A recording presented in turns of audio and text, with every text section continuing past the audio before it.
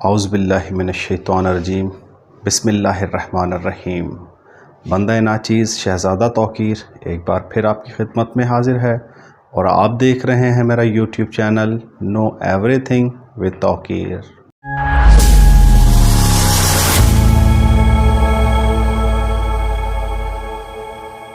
عمر bin Saad یہ منظر دیکھ رہا تھا کہ امام حسین علیہ السلام نماز ادا کر رہے ہیں، تو عمر بن سعد نے اپنے لشکر والوں سے کہا کہ ٹھیک ہے، حسین کو نماز پڑھنے دو اور اس کی نماز پڑھنے کے بعد اسے قتل کر دینا۔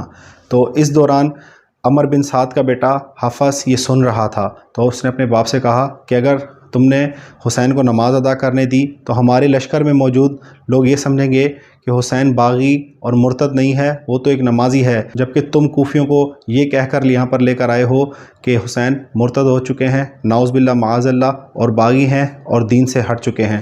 جب حسین کو نماز پڑھتا دیکھیں گے تو ان کے دل میں حسین کے لیے ہمدردی پیدا ہو جائے گی۔ تو عمر بن سعد نے کہا کہ حفص بالکل تمہاری رائے ٹھیک ہے، اور شمر ذی الجوشن سے کہا کہ حسین کو نماز مکمل نہ کرنے دینا، نماز کے دوران ہی حسین اور اس کے ساتھیوں کو قتل کر دو۔ تو شمر ذی الجوشن نے حسین بن نمیر کے تیر اندازوں کے ساتھ سیدنا امام حسین علیہ السلام کی نماز پڑھتے وقت ان پر تیر اندازی شروع کر دی۔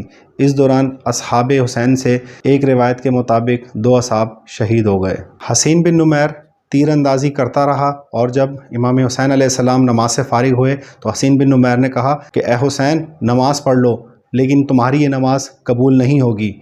حسین بن نمیر کے جواب میں حبیب ابن مظاہر گرج دار لہجے میں بولے، اے گدھے، تو یہ گمان کرتا ہے کہ حسین اور آل رسول کی نماز قبول نہیں ہوگی؟ حسین بن نمیر نے حبیب ابن مظاہر کے جب یہ الفاظ سنے تو اسے غصہ آیا اور اس نے حبیب ابن مظاہر پر حملہ کر دیا۔ حبیب ابن مظاہر نے تلوار سے حملہ کیا تو حسین بن نمیر کے گھوڑے کے چہرے پہ وہ تلوار لگی اور حسین بن نمیر سنبھل نہ سکا اور زمین پر آ کر گرا۔ حبیب ابن مظاہر حسین بن نمیر کو قتل کرنے ہی والے تھے کہ حسین بن نمیر کے ساتھی حبیب ابن مظاہر سے حسین بن نمیر کو چھڑا کر لے گئے۔ حسین بن نمیر کو چھڑواتے وقت قبیلہ تمیم کے ایک سپاہی نے حبیب ابن مظاہر پر حملہ کیا اور حبیب ابن مظاہر اس حملے میں سنبھل نہ سکے اور گھوڑے سے گر گئے۔ ابھی سنبھل کر اٹھنے ہی والے تھے کہ حسین بن نمیر نے تلوار سے حبیب ابن مظاہر کے سر پر وار کیا اور حبیب ابن مظاہر شدید زخمی ہونے کے بعد دوبارہ زمین پر گرے۔ تو ملعون حسین بن نمیر نے آگے بڑھ کر حبیب ابن مظاہر کا سر تن سے جدا کر دیا۔ حبیب ابن مظاہر کو شہید ہوتے دیکھ امام حسین حبیب ابن مظاہر کے پاس آئے اور آپ کی آنکھوں میں اشک جاری تھے اور آپ بہت افسردہ تھے۔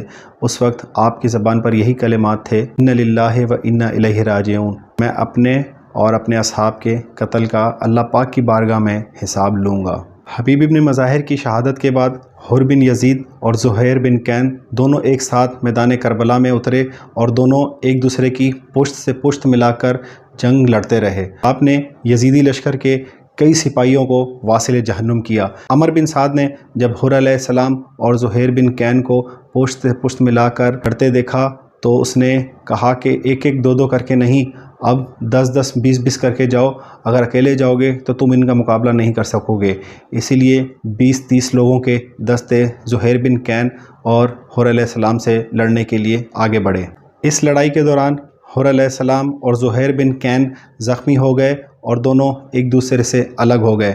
حسین بن نمیر ملعون آگے بڑھا اور یزید بن سفیان جو کہ حر علیہ السلام سے بغض رکھتا تھا اور کینہ رکھتا تھا، اس سے کہا کہ تم حر کو مارنا چاہتے تھے، لو حر اب تمہارے سامنے ہے اور اسے قتل کر دو۔ حر علیہ السلام نے اسی زخمی حالت میں یزید بن سفیان کو اپنی طرف آتے دیکھا تو آپ ایک دم سنبھل کر کھڑے ہوئے اور پہلے ہی وار میں یزید بن سفیان کو بھی جہنم واصل کیا۔ اسی طریقے سے حضرت حر علیہ السلام نے ایک روایت کے مطابق 40 یزیدی سپاہیوں کو واصل جہنم کیا۔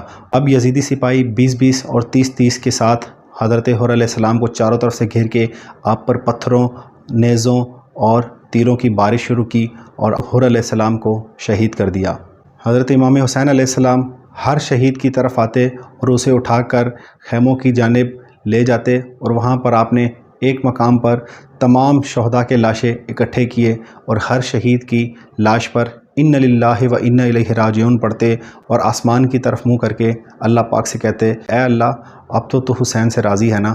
حضرت حر علیہ السلام کو اس مقام پر جہاں تمام شہداء کو آپ اکٹھا کر کے رکھ رہے تھے، اس مقام کو گنج شہیدہ کہا جاتا ہے، تو وہاں پر حضرت حر علیہ السلام کو آپ نے رکھا اور آپ کے چہرے سے خون صاف کیا اور حضرت حر علیہ السلام سے کہا کہ تمہاری ماں نے تمہارا نام حر اس لیے رکھا تھا کہ تم آج کے میدان کے بھی حر ہو اور قیامت والے دن جنت میں بھی حر ہی کہلاؤ گے۔ اب امام حسین علیہ السلام کے گھوڑ سواروں میں سے صرف ایک گھوڑ سوار باقی رہا، جس کا نام حاق بن عبداللہ مشرقی تھا۔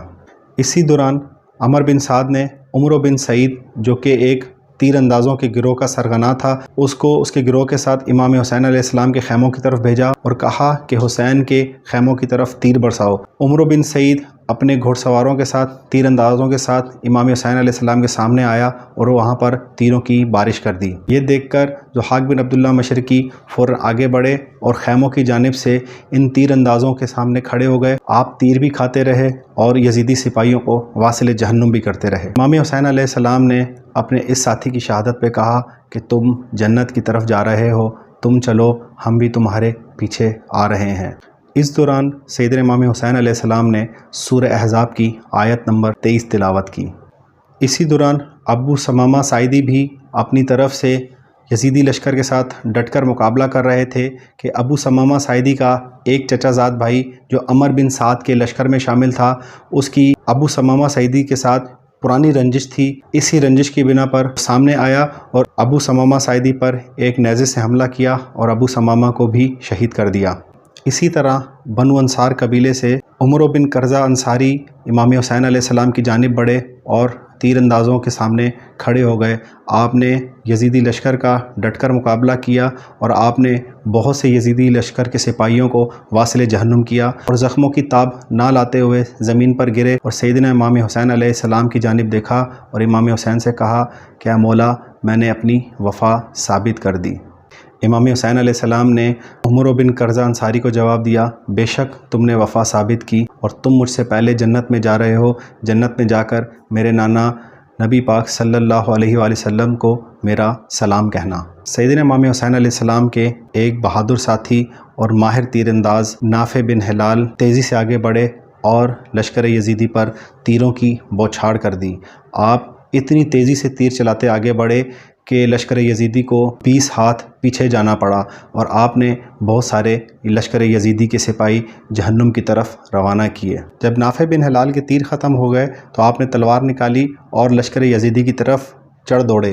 اس دوران آپ نے 13 سپاہیوں کو واصل جہنم کیا تو یزیدی لشکر کے سپاہیوں نے آپ کو چاروں طرف سے گھیر کے پتھروں اور نیزوں کی بارش کر دی۔ اس دوران آپ کے دونوں ہاتھ قلم ہو گئے تو یزیدی لشکر کا ایک سپاہی آپ کو کپڑوں سے پکڑ کر گھسیٹتا ہوا عمر بن سعد کے پاس لے گیا تو عمر بن سعد نے کہا کہ تجھے ایسا کرنے کے لیے کس نے کہا؟ اب دیکھ اپنی حالت نے کیا کر لی۔ تو نافع بن ہلال نے کہا کہ تو میری حالت کو چھوڑ، اپنی اس حالت کی خیر کر جو تیری حالت جہنم میں ہونے والی ہے۔ عمر بن سعد نے سننا ہی تھا کہ شمر نے ایک تلوار نکالی اور نافع بن ہلال کو شہید کر دیا۔ اسی طرح جناب واضح اور اسلم بریر بن خفیر بھی لڑتے لڑتے شہید ہو گئے اور حضرت شوذب بھی لڑتے لڑتے شہید ہو گئے۔ جناب جون انس بن حارث بھی لڑتے لڑتے شہید ہو گئے۔ عمرو بن جنادہ اور حجاج بن مسروق بھی امام حسین علیہ السلام پر اپنی جان فدا کر کے جنت کی جانب رواں دواں ہوئے۔ سوار بن ابی حمید اور آخر میں عمرو بن سوید بھی شہادت کا جام نوش فرما کے جنت کی جانب چل پڑے۔ ناظرین، یہ عاشورہ کا دن اور ظہر اور عصر کے درمیان کا وقت ہے۔ اب جناب امام حسین علیہ السلام کے تمام اصحاب شہید ہو گئے۔ اب امام حسین علیہ السلام کے پاس صرف بنی ہاشم کے جوان ہی باقی رہ گئے تھے۔ ناظرین، اگلی ایپیسوڈ میں بنی ہاشم کے جوانوں کی اور اہل بیت کے جوانوں کی شہادت آپ کی گوش گزار کروں گا۔ اس ایپیسوڈ میں آپ کسی قسم کی کوئی رائے دینا چاہتے ہیں تو کمنٹ سیکشن میں آ کے اپنی رائے کا اظہار کیجئے۔ جو دوست ہمارے چینل پر نئے ہیں وہ چینل کو سبسکرائب کیجئے اور بیل آئیکن کو کلک کیجئے تاکہ داستان کربلا سیریز کی تمام ایپیسوڈز آپ تک بر وقت پہنچ سکے۔ تب تک کے لیے اپنا بہت سارا خیال رکھیے گا۔ اپنے میزبان شہزادہ توقیر کو اجازت دیجئے۔ اللہ حافظ۔ السلام علیکم۔